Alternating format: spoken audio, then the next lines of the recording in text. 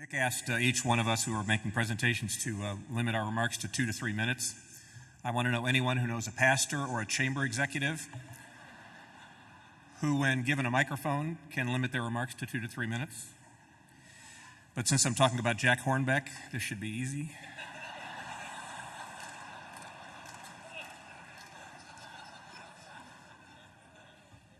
I also want to thank all of you for asking about my wife and my dogs and not about me when you saw me today for the first time. Seriously, my boss's boss is in the room tonight, so don't talk to him, please. Just leave him alone and let him get his award, hopefully. His name is Jim Sangren. He's the president and COO of Old National Bank, headquartered in Evansville, Indiana. I work for a bank now, believe it or not. And the Evansville Chamber is one of the, as you will find out later, one of the finalists for one of the Chamber of the Year awards. And so go Evansville. But don't tell Jim any stories about me.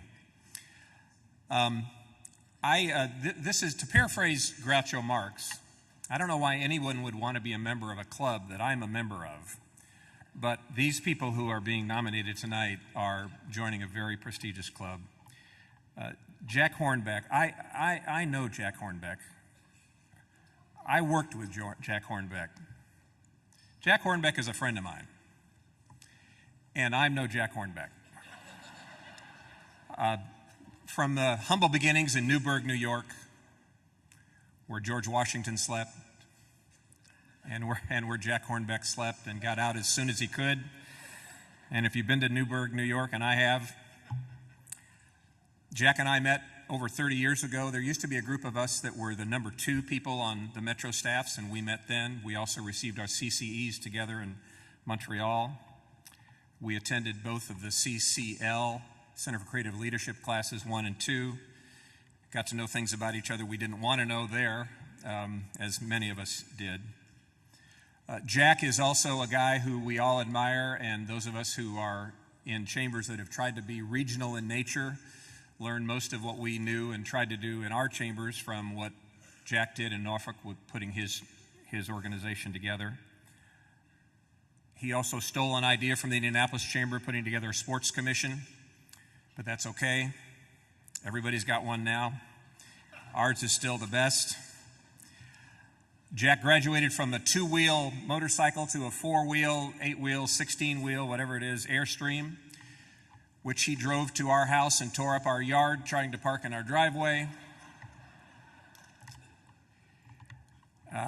My wife loves Jack. I love Janice. They love each other. Janice can't be with us because she's taking care of their grandson, Beck. And I'm going to give you the rest of the night to think about how Beck got his name, and the first person who comes up with it wins a prize that Jack will pay to you.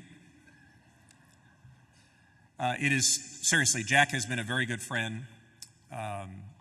He is very serious about his work as a chamber executive, very professional, very humble, and he's the best audience that somebody who, like me, thinks he's funny. Jack is the best audience there can be. And later on this evening, when he's had a couple of cocktails, ask him, just say, Jack, tell me about Memphis and Graceland.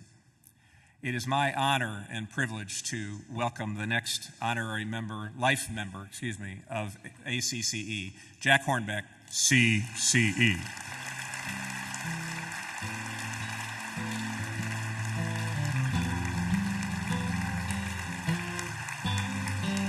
I guess I just got lost in being someone else. I tried to kill the pain. Nothing. Well, it's been my lot in life to have to follow, literally, John Merlin and occasionally Harvey Schmidt, but fortunately I really am following Harvey Schmidt tonight, thank God.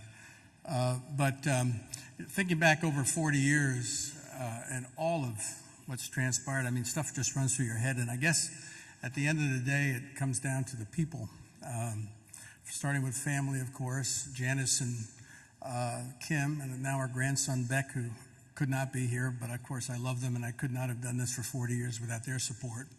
And it's the people that in this room, those who are no longer with us, people outside of the room, whatever, that make it so worthwhile to come to meetings like this, to become re-energized and charged. I mean, I always look forward to coming to the ACCE management conferences. And I'm thinking back of all of those people that have passed by with me over the 40 years, and there are just two that I really want to call out, I guess. Harvey knows one. We heard from him today. I guess I would call him my mentor, and that's Jerry Bartles, who could not be with us.